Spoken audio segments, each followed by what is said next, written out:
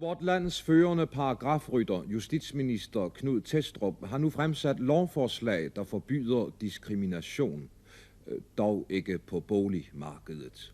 Nej, man kan komme i fængsel, hvis man fremsætter mishagsytringer mod fremmede på grund af deres hudfarve og religion.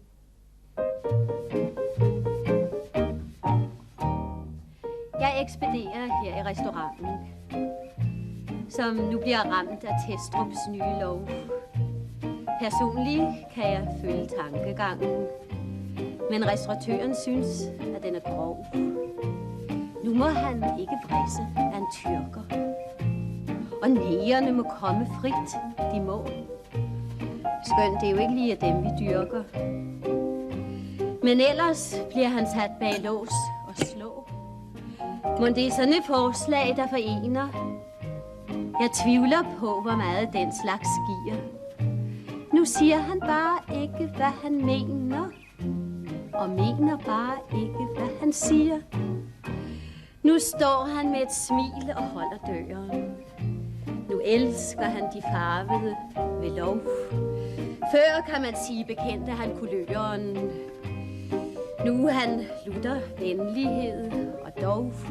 Han viser kun sit pæne smil mod gaden. For han skal sørme ikke sættes ind.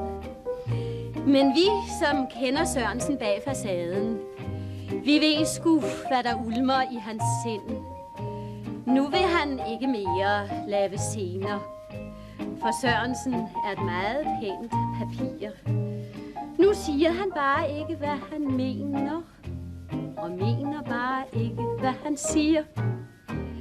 Jeg frygter derfor lidt, hvad der kan komme, og tvivler derfor lidt på Thestrups plan.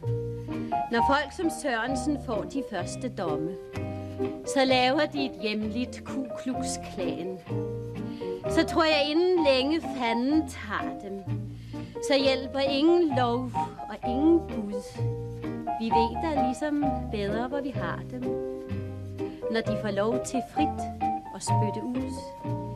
Et stemmeflertal tror man det forlener. Den nye lov med sandhed, hvis vi bliver et folk, der ikke siger, hvad vi mener. Og heller aldrig mener, hvad vi siger.